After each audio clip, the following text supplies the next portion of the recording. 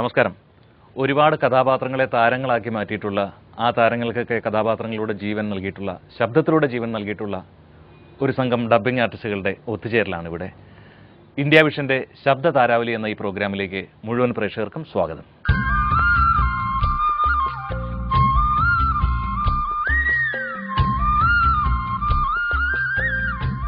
ശബ്ദ സാന്നിധ്യം കൊണ്ട് മലയാള സിനിമ, സീരിയൽ, പരസ്യരംഗത്തെല്ലാം തങ്ങളുടേതായ വ്യക്തിമുദ്ര പതിപ്പിച്ചിട്ടുള്ള ശബ്ദങ്ങൾക്കുടമയാണ് ഇവിടെ കൂടിയിരിക്കുന്ന എല്ലാവരും. ഏകദേശം 1000-ലധികം ചിത്രങ്ങളിലൂടെ വ്യത്യസ്തങ്ങളായ പല കഥാപാത്രങ്ങൾക്കും ജീവൻ നൽകിയിട്ടുള്ള, ശബ്ദത്തിലൂടെ ജീവൻ നൽകിയിട്ടുള്ള ശ്രീ സജിത്തേട്ടനെ തന്നെ ആദ്യം പരിചയപ്പെടുത്താം. സജിത്തേട്ടൻ്റെ ഭാര്യ വത്സമ്മ ചേച്ചി. അടുത്തതായി ഇവിടെ പരിചയപ്പെടുത്താൻ പോകുന്നത് ശ്രീമാൻ PY ജോസേട്ടനെയാണ്. അടുത്തതായി ഈ രംഗത്തേക്ക് വന്നിട്ടുള്ള ഒരു വിദ്യാർത്ഥി കൂടെയായ ഒരു നിയമ വിദ്യാർത്ഥിയാണ്. അതുപോലെ തന്നെ ഒരു ആർട്ട് തിയേറ്റർ സ്റ്റുഡൻ്റാണ്. ഇതിലെല്ലാം ഉപരി ഒട്ടേറെ സിനിമകളിൽ ശബ്ദം നൽകിയിട്ടുള്ള കുമാരി സുകന്യയെ നമുക്കൊന്ന് പരിചയപ്പെടാം. ഏകദേശം 10 വർഷത്തോളമായി കരുത്തുറ്റ ഒട്ടുമിക്ക നായികമാർക്കും ശബ്ദം നൽകിക്കൊണ്ട് ശബ്ദരംഗത്ത് തൻ്റെ സാന്നിധ്യം സജീവമായിട്ട് ഉറപ്പിച്ച ശ്രീമതി സൈറയാണ് അടുത്തായി പരിചയപ്പെടുത്താനുള്ളത്. ഇവിടെ കൂടിയിരിക്കുന്നവരിൽ ഏറ്റവും ജൂനിയേഴ്സ് എന്നാൽ ഡബ്ബിങ്ങിന്റെ കാര്യത്തിൽ ഏറ്റവും പുലികളായിട്ടുള്ള ഒന്ന് ഏഞ്ചൽ, പരസ്യരംഗത്ത് വളരെ സജീവ സാന്നിധ്യമുള്ള ശാരികയാണ് അടുത്തായി പരിചയപ്പെടുത്താനുള്ളത്. 17 വയസ്സ് തൊട്ട് 70 വയസ്സ് വരെയുള്ള കഥാപാത്രങ്ങൾക്ക് അനുയോജ്യമായ ശബ്ദം നൽകിക്കൊണ്ട് ഇന്ന് മലയാള സിനിമയിലും TV രംഗത്തും അങ്ങനെയുള്ള ഒരു അത്യുന്നത കലാകാരനാണ് പ്രവീൺ. ജോസേട്ടാ, നാടകത്തിൽ നിന്ന് എങ്ങനെയാണ് ശരിക്കും ഡബ്ബിങ്ങിലേക്ക് വരാനുള്ള കാര്യം? നാടകത്തിൽ ഞാൻ വേഷം ചെയ്തുകൊണ്ടിരിക്കുന്ന സമയത്ത് തന്നെ ഇവിടെ സ്ത്രീ എന്ന് പറഞ്ഞൊരു ബഗാ സീരിയൽ യന്ത്ര മീഡിയ ആരംഭിക്കുന്നു. സ്ത്രീ യന്ത്ര മീഡിയയിൽ. അപ്പൊ ഇങ്ങനെ ഡബ്ബിംഗ് ആർട്ടിസ്റ്റുകളുടെ ആവശ്യമുണ്ട്, അല്ലെങ്കിൽ ആ ഒരു സമയത്താണ് ഡബ്ബിംഗ് എന്ന് പറഞ്ഞ ഈ കലാരൂപമായിട്ട് ഞാൻ ബന്ധപ്പെടുന്നത്. ഇവിടെ കൂടിയിരിക്കുന്ന ആർക്കെങ്കിലും ആദ്യമായിട്ട് നിങ്ങൾ ഡബ് ചെയ്ത് ആർക്കാന്ന് ഓർമ്മയുണ്ടോ? വത്സമ്മ ചേച്ചിക്ക് ഓർമ്മയുണ്ട്? ഒന്ന് വത്സമ്മ ചേച്ചി അനുഭവം എന്ന് പറയാം. ഞാൻ ആദ്യമായിട്ട് ഡബ് ചെയ്തത് മയൂരി, നമ്മുടെ അതിലൊരു അമ്മൂമ്മ, അവരുടെ മുത്തശ്ശിയായിട്ട് അഭിനയിച്ചിട്ടൊരു ക്യാരക്ടർ ഇല്ലേ, അവർക്ക് 90 വയസ്സുണ്ടെന്ന് എനിക്ക് തോന്നുന്നു. അവർക്കാണ് ഞാൻ ആദ്യമായിട്ട് ഡബ് ചെയ്തത്. സൈത്തേട്ടൻ ശരിക്കും പറഞ്ഞിട്ടുണ്ടെങ്കിൽ ആദ്യം ഇതിലേക്ക് വരുമ്പോൾ വെരി ഫസ്റ്റ് ഡബ് ചെയ്തത് ഞാൻ ആദ്യമായിട്ട് ഡബ് ചെയ്ത് സ്വന്തം ഞാൻ അഭിനയിച്ച കഥാപാത്രത്തിനൊക്കെ ശബ്ദം കൊടുക്കാറുണ്ടായിരുന്നു. അപ്പോൾ 1921 എന്ന പടം ഭയങ്കര ഫൈറ്റും ക്രൗഡും ഒക്കെ ഉള്ളത്. അതില് പിന്നെ കോഴിക്കോടൻ സ്ലാങ് സംസാരിക്കുന്ന ഒത്തിരി ആൾക്കാരുണ്ടായിരുന്നു. അപ്പൊ ഞാൻ എന്റെ കഥാപാത്രം ഡബ് ചെയ്തതിനു ശേഷം ഇപ്പം ശശിയോട് ഇങ്ങനെ ഒരു കഥാപാത്രം ഡബ് ചെയ്യാവോ എന്ന് ചോദിച്ചു. അപ്പൊ ഞാൻ ഡബ് ചെയ്യാന്ന് പറഞ്ഞു. അങ്ങനെ മുസ്ലിം ഭാഷയാണ്, കോഴിക്കോട് മുസ്ലിം ഭാഷ. അപ്പം ആ ഡയലോഗ് ഡബ് ചെയ്ത് ഓക്കെ ആവുകയും ചെയ്തു. അപ്പൊ പുറകെ നിന്ന് ഇങ്ങനെ ഹരിയേട്ടൻ, നമ്മുടെ സീനിയർ മോസ്റ്റ് ഡബിങ് ഹരിയേട്ടൻ ഇങ്ങനെ തൂണ്ടി എന്നെ വിളിച്ച് ദൂരോട്ട് കൊണ്ടുപോയിട്ട് എന്നോട് വെച്ച്, ശശിയേട്ടന്റെ പടമായതുകൊണ്ട് കുഴപ്പമില്ല, അത് കാർഡ് എടുക്കണം, കാർഡില്ലാതെ വർക്ക് ചെയ്യാൻ പറ്റില്ല എന്ന് പറഞ്ഞു. അപ്പൊ തന്നെ പിന്നെ അന്ന് ഇത് പ്രൊഫഷണലായിട്ട് സ്വീകരിക്കുന്നൊന്നും നമുക്ക് യാതൊരു ഐഡിയ ഇല്ലല്ലോ. അപ്പൊ എന്താ കാർഡിന് എത്ര പൈസ ആവുമെന്ന് ചോദിച്ചു. 101 രൂപയാന്ന് പറഞ്ഞു. 101 രൂപ അന്നത്തെ കാലത്ത് 101 രൂപ ഭയങ്കര വലിയൊരു കാര്യം. 89 അല്ലേ? 101. അങ്ങനെ 101 രൂപ കൊടുത്തു. അന്ന് ആനന്ദവല്ലി അതിന്റെ എക്സിക്യൂട്ടീവ് കമ്മിറ്റി മെമ്പറാണ്. ആനന്ദവല്ലി അപ്പൊ തന്നെ ഫോം ഒപ്പിട്ടു. അങ്ങനെ കാർഡ് അന്ന് വെറുതെ വാങ്ങിച്ചു വെച്ചു. പക്ഷെ ഇന്നത് ഉപജീവന മാർഗമായി മാറി. ഇപ്പൊ ആനന്ദവല്ലി ചേച്ചിയെ കുറിച്ച് പറഞ്ഞപ്പോഴാണ് ഓർത്തത്, ഇപ്പൊ നമ്മൾ ഇപ്പൊ ഇവിടെ കൂടിയിരിക്കുന്ന ഇത്രയും പേര് കൊണ്ട് ഒതുങ്ങുന്നില്ല ഒരിക്കലും. ഡബ്ബിംഗ് ആർട്ടിസ്റ്റിന്റെ ഒരു ചെറിയ പെർസെന്റേജ് മാത്രമാണ് ഇവിടെ വന്നിട്ടുള്ളത്.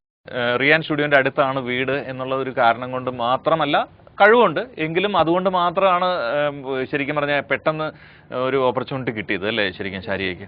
എങ്ങനെയായിരുന്നു അത് കിട്ടിയത്? അല്ല, റിയാൻ സ്റ്റുഡിയോന്റെ അടുത്ത് തന്നെയായിരുന്നു എന്റെ വീട്. അപ്പൊ അങ്ങനെ എന്റെ കസിന്റെ വീട് തൊട്ടടുത്ത് തന്നെയാണ്. പുള്ളിക്കാരത്തിയാണ് ഇങ്ങനെ കുട്ടികളുടെ വോയിസ് വേണമെന്ന് പറഞ്ഞ് നമ്മൾ സിനിമയില് അങ്ങനെ നമ്മളിലാണ് ആദ്യമായിട്ട് വന്നത്. പിന്നെ ഡിഗ്രിക്ക് പഠിക്കുമ്പോഴാണ്, ഒരു 4-5 വർഷം കഴിഞ്ഞിട്ട് പിന്നെ ശരിക്കും വന്നു തുടങ്ങി ഫീൽഡിലേക്ക് വന്നത്. അപ്പോഴാണ് ശരിക്കും അവസരം കിട്ടിയത്. സ്ഥിരമായിട്ട് ഇന്ന ആളൊന്നുമില്ല. സീരിയല് ചെയ്യുന്നുണ്ട്, സിനിമ ചെയ്യുന്നുണ്ട്. അപ്പൊ എങ്ങനെയാണ് ഇപ്പൊ ഡബ്ബിംഗ് മാത്രമാണോ അതോ? ഞാൻ MBA കഴിഞ്ഞു. ഇപ്പോ കുഴപ്പമില്ല, ഡബ്ബിംഗിന് നല്ല വരുമാനമൊക്കെ കിട്ടുന്നുണ്ട്. പരസ്യങ്ങളൊക്കെ ഡബ് ചെയ്യാന്ന് പറഞ്ഞിട്ടുണ്ടെങ്കിൽ ഒരു പ്രത്യേക കഴിവ് തന്നെയാണ്. കാരണം പരസ്യത്തിന് ഒരു പ്രത്യേക മോഡുലേഷൻ ആണല്ലേ. സുകന്യ ഇപ്പൊ LLB സ്റ്റുഡന്റ് ആണല്ലേ? അതെ, ഞാൻ 3rd ഇയർ LLB സ്റ്റുഡന്റ് ആണ്. എങ്ങനെയായിരുന്നു ഡബ്ബിംഗിലേക്കുള്ള തുടക്കം? ഇവിടെ ലോകധർമ്മി എന്ന് പറഞ്ഞ് കൊച്ചിയിലൊരു നാടക സംഘമുണ്ട്. അവിടെ ഞങ്ങളുടെ ലോകധർമ്മിയുടെ കൂടെ മുമ്പ് ഉണ്ടായിരുന്ന ആളാണ് റോഷൻ ആൻഡ്രൂസ്. അദ്ദേഹമാണ് ഞാൻ ആദ്യം ചെയ്ത സിനിമ നോട്ട്ബുക്ക് ആണ്. ശ്രീദേവി എന്ന് പറഞ്ഞ ക്യാരക്ടറാണ് ഞാൻ ചെയ്തത്. അപ്പൊ അന്ന് അവിടെ കുട്ടികളുണ്ടായിരുന്നു. അപ്പൊ ഒരു ക്യാമ്പ് നടക്കുന്ന സമയത്ത് റോഷൻ സാർ വന്നിങ്ങനെ പറഞ്ഞു, കുട്ടികളുടെ പുതിയ ശബ്ദങ്ങൾ നോക്കുന്നു. അപ്പൊ ഇങ്ങനെ ഒരുപാട് കുട്ടികളുടെ പേര് പറഞ്ഞ കൂട്ടത്തിൽ എന്നോട് പറഞ്ഞു പോയി നോക്കൂന്ന് പറഞ്ഞു. അപ്പൊ ഞാൻ ഓഡിഷൻ ചെയ്ത് കഴിഞ്ഞപ്പോഴാണ് എന്നോട് പറഞ്ഞത് ഈ വോയിസ് നമുക്ക്. അന്ന് എനിക്ക് അറിയില്ലായിരുന്നു അങ്ങനെ ഒരു ഇപ്പോഴും പഠിക്കുന്നു. അപ്പം പുതിയ ക്യാരക്ടേഴ്സ് വരുമ്പോൾ എനിക്കൊരു എക്സൈറ്റ്മെന്റ് ആണ്, ഒരു സെൽഫ് എക്സ്പ്ലോറേഷൻ അല്ലേ, അങ്ങനെ ഒരു എക്സൈറ്റ്മെന്റ് എനിക്ക് അതിന്റെ ഒരു ഉത്തരവാദിത്തത്തിന്റെ വലുപ്പം എന്താന്ന് പലപ്പോഴും സിനിമ സ്ക്രീനിൽ കാണുമ്പോഴാണ് മനസ്സിലാവുന്നത്. ഏഞ്ചലും പഠിച്ചുകൊണ്ടിരിക്കുകയാണോ? ഞാനിപ്പം ഡിഗ്രി പാസ് ഔട്ട് ആയി. അഡ്വർടൈസിംഗ് ആയിരുന്നു സബ്ജക്ട്. ചെറുപ്പത്തിലെ ശരിക്കും ഇതിനകത്തേക്ക് വരുന്നത് എനിക്ക് തോന്നുന്നു സീരിയലിൽ അഭിനയിച്ചുകൊണ്ടായിരുന്നു. ഇല്ല, ഞാൻ അതിനു മുമ്പ് 7 വയസ്സിൽ ദൂരദർശന് വേണ്ടി ഒരു കുമാരനാശാന്റെ ഡോക്യുമെന്ററിയിലാണ് ആദ്യം ഓൺ ദ സ്ക്രീൻ വന്നു. അതിനുശേഷം വേറൊരു പരസ്യത്തിൽ അഭിനയിച്ചു. അതിൽ ഡയറക്ടർ അങ്കിളാണ് ഒരു സീരിയലിന് ഒരു ആൺകുട്ടിക്ക് വേണ്ടി വോയിസ് ചെയ്യാൻ. അത് ഡബിങ് എന്താണെന്നൊന്നും അറിയത്തില്ല. വെളുപ്പിന് 2 മണിക്ക് അത് പോയി ചെയ്യുന്നതെന്ന് അറിയാം. സീരിയൽ അത്യാവശ്യം കാസറ്റ് പോണം, അപ്പൊ എങ്ങനെയൊരു വോയിസ് മിസ്സായി പോയി പറഞ്ഞ് എന്നെ ഉറക്കത്തിൽ നിന്ന് വിളിച്ചോണ്ട് പോയി. അങ്ങനെ ഒരു ആൺകുട്ടിക്കാണ്, വിഷ്ണു എന്ന് പറയുന്നത്, ചെയ്തു തുടങ്ങിയത്. പിന്നീട് ഇങ്ങോട്ട് ഇപ്പൊ 12 വർഷമായി. 12 വർഷമായി. ഞാൻ ആദ്യം പറഞ്ഞില്ലേ ഏറ്റവും ജൂനിയേഴ്സ് ആണ് ഇവിടെ ഇരിക്കുന്ന 2 പേരിൽ എന്ന് പറഞ്ഞാൽ പറയാം. പക്ഷെ അവരുടെ എക്സ്പീരിയൻസ് വരുമ്പോൾ നമ്മളെക്കാളൊക്കെ കൂടുതലാണ്. ഇപ്പൊ ആർക്കൊക്കെയാണ് ഇപ്പം മൂവീസ് ചെയ്തത്? മമ്മി ആൻഡ് മീൽ അർച്ചന കവിയുടെ വോയിസ് ഉണ്ടായിരുന്നു. ഞാൻ ഒബ്സസ്ഡ് ഒന്നും അല്ല daddy, but while chatting I feel comfortable. It's a tension relieves for me. മോൾക്ക് ടെൻഷനോ? എന്തിന്? അത് ഡാഡിക്ക് അറിയാവുന്ന കാര്യമല്ലേ. പിന്നെ ആഗതനില് ചാർമി, കുട്ടി ശ്രാങ്ക്, അങ്ങനെ ഒരു പിടിച്ചിട്ടുണ്ട്. റോമയ്ക്ക് കളേഴ്സിൽ ചെയ്തു. സൈറ ഈ രംഗത്തേക്ക് എങ്ങനെയായിരുന്നു കിടന്നത്? ഞാൻ ആക്ച്വലി വന്നത് റേഡിയോ ജിംഗിൾസ് ആഡ്സ് ഒക്കെ ചെയ്തിട്ടാണ്. കോട്ടയത്തായിരുന്നു, ജലീറ്റ പബ്ലിസിറ്റി. ഏതായിരുന്നു ആദ്യമായിട്ട് ചെയ്ത റേഡിയോ? ആദ്യം എനിക്ക് തോന്നുന്നത് ചിന്നാർ ചായയുടെ പരസ്യമാണ് ഞാൻ ആദ്യം ചെയ്യുന്നത്. റീസെന്റ് ചെയ്തിരിക്കുന്നത് ഇവൻ മേഘരൂപൻ എന്ന പടത്തില് പത്മപ്രിയക്ക് വേണ്ടിയിട്ടാണ്. പിന്നെ ശ്വേതയ്ക്ക് വേണ്ടി ചെയ്യാറുണ്ട്, ലക്ഷ്മി ഗോപാലസ്വാമി.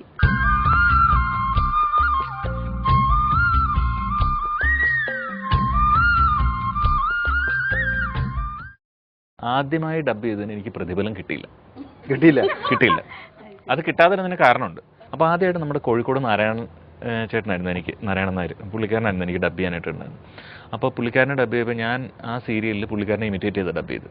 എനിക്ക് വളരെ ഇഷ്ടമാണ് പുള്ളിയായിട്ട്, ഞാൻ നല്ല പേഴ്സണൽ റിലേഷൻ. പുള്ളിക്കാരനെ ഇമിറ്റേറ്റ് ചെയ്ത് പുള്ളി ഇന്ന് 29, നാളെ 30, മറ്റന്നാ 31 തീയതികൾ ഇങ്ങനെ മാറിക്കൊണ്ടിരിക്കും, പക്ഷേ കയ്യിൽ കാശ് വേണ്ടേ നാരായണ.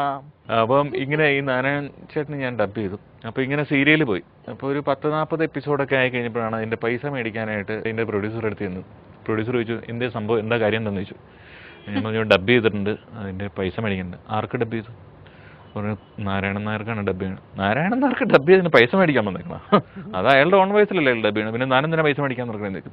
അത് കഴിഞ്ഞിട്ട് പിന്നെ ഇതിൻ്റെ പ്രൊഡക്ഷൻ എക്സിക്യൂട്ടീവ് ഒക്കെ ചെന്ന് പറഞ്ഞ് സമാധാനിപ്പിച്ചിട്ടാണ് എനിക്ക് അതിൻ്റെ പൈസ കിട്ടിയത്. 10-15 വർഷങ്ങളോളമായി പ്രവീൺ ഡബ് ചെയ്യാൻ തുടങ്ങിയിട്ട്. അങ്ങനെ അപ്പൊ ആ ഒരു കാലഘട്ടത്തിൽ ഉണ്ടായിരുന്ന ഒരവസ്ഥ, ഡബിങ്ങിന്റെ മൊത്തത്തിലുള്ള ടെക്നോളജി, അതുമായിട്ട് ബന്ധപ്പെട്ട് ഇന്നത്തെ ഒരു കാലഘട്ടം, ഈ കാലഘട്ടങ്ങൾ തമ്മിൽ ഒരു 15 വർഷത്തെ ഒരു ദൈർഘ്യം. ശരിക്കും അതിനെക്കുറിച്ച് പറയുമ്പോൾ ഏറ്റവും കൂടുതൽ സംസാരിക്കേണ്ടാവുന്ന സാഹിത്യത്തിന് വിളിച്ചത്, കാരണം നിങ്ങൾ ഡബ് ചെയ്തിട്ടുള്ളതിൽ പകുതിയിൽ കൂടുതൽ സിനിമകളും ഈ ഫിലിമിൽ റോൾ ചെയ്തിട്ടില്ല. കാര്യങ്ങളുണ്ട്. അതായത് ഞാൻ മനസ്സിലാക്കിയെടുത്തോളം വന്നിട്ട് ഈ ലൂപ്പ് സിസ്റ്റം ചെയ്യുമ്പോൾ വെച്ചാൽ നമ്മൾ എത്ര ക്യാരക്ടേഴ്സ് ഉണ്ടോ അത്രയും ഡബിങ് ആർട്ടിസ്റ്റുകൾ അന്ന് അവൈലബിൾ ആയിരിക്കണം. ഒരു 3 മൈക്ക് വെച്ചിട്ടുണ്ടാവും, മിനിമം 3 മൈക്ക് മതിയാവും. പിന്നെ ഒരാൾ ഡബ് ചെയ്ത് അടുത്താൾ പുറയിൽ നിൽക്കുകയാണ്, മാറി കഴിഞ്ഞാൽ അടുത്താൾ ചെയ്യാൻ വേണ്ടി. അങ്ങനെ ഉള്ള ഒരു 5 പേരുടെ കഥാപാത്രമാണെങ്കിൽ 5 ഡബിങ് ആർട്ടിസ്റ്റുകൾ. അപ്പൊ പിന്നെ വീണ്ടും എല്ലാവരും ചെയ്യണം. സത്യം മാസ്റ്റർ, അതുപോലെ നസീർ സാറ്, ഇവരെയൊക്കെ ഒപ്പം ഡബ് ചെയ്തിട്ടുണ്ടോ? അവരൊക്കെ മാസ്റ്ററെ ഞാൻ കണ്ടിട്ടില്ല. നസീർ സാർ ഡബ് ചെയ്യുന്നത് കണ്ടിട്ടുണ്ട്, ചെയ്തിട്ടുണ്ട്. ആണോ? എങ്ങനെയാ എന്റെ അനുഭവം ഒന്ന്?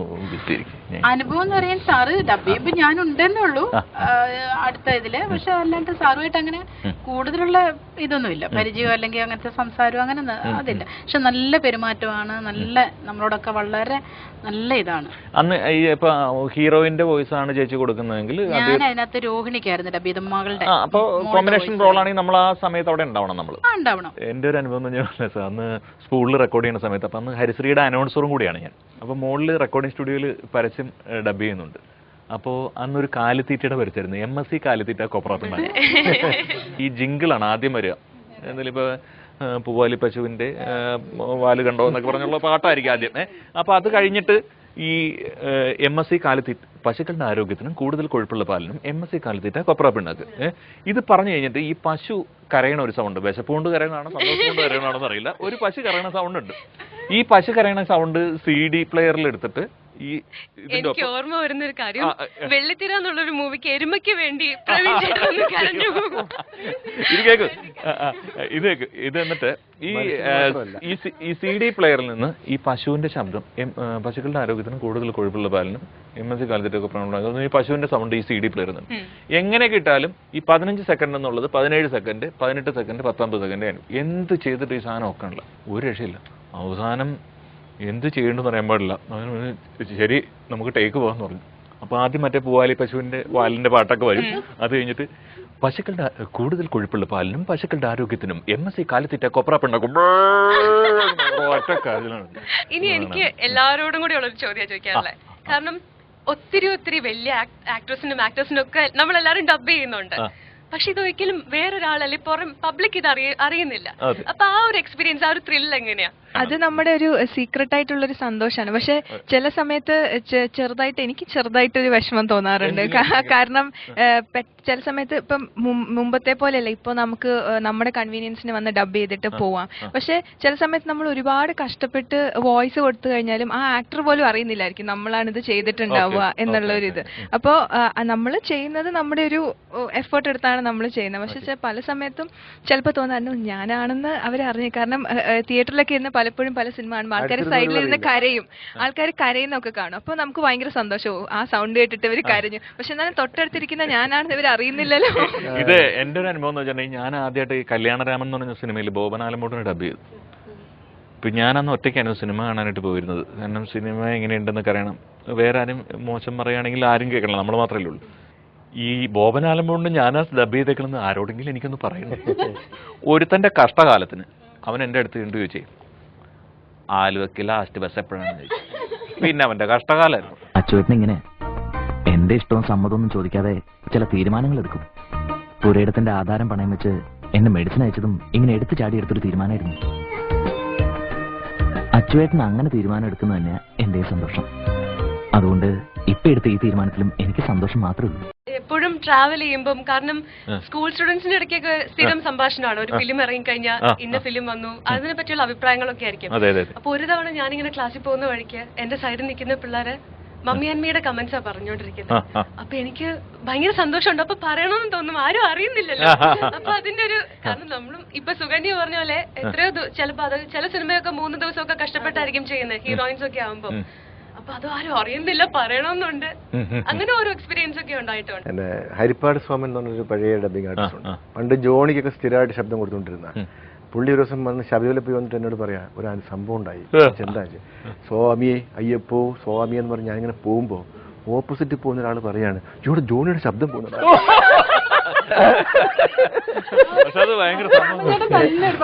അതെ അതെ അല്ല സ്വയം അങ്ങനെ പറഞ്ഞല്ലേ നിവൃത്തിയുള്ളൂ. അതുപോലെ ഇങ്ങനെ എനിക്ക് തോന്നുന്നത് പണ്ടൊക്കെ ഇങ്ങനെ എന്തോ ആരെയിൽ ചോദിച്ചിട്ടുണ്ട്, ഭാഗ്യലക്ഷ്മി ചേച്ചിയുടെ ഫോണിൽ കൂടെയുള്ള ശബ്ദം കേട്ട് ശോഭനയാണോ എന്നൊക്കെ ചോദിച്ചിട്ടുണ്ടെന്ന് പറഞ്ഞു കേട്ടിട്ടുണ്ട്. ആനന്ദവല്ലി ചേച്ചിയുടെ വീട്ടിലേക്ക് വിളിച്ചു കഴിഞ്ഞാൽ ആദ്യം ആണായിരിക്കും ഫോൺ എടുക്കുക. ഹലോ, നിങ്ങളാരാ സംസാരിക്കുന്നത്? അപ്പം ആനന്ദവല്ലി ഉണ്ടോ? നിങ്ങളാരാ? ഞാൻ സജിത്ത. 1 മിനിറ്റ് കൊടുക്കാവേ എന്ന് പിന്നെ ആനന്ദവല്ലി. പക്ഷെ രണ്ടും ആനന്ദവല്ലി ചെയ്യാറുണ്ട്.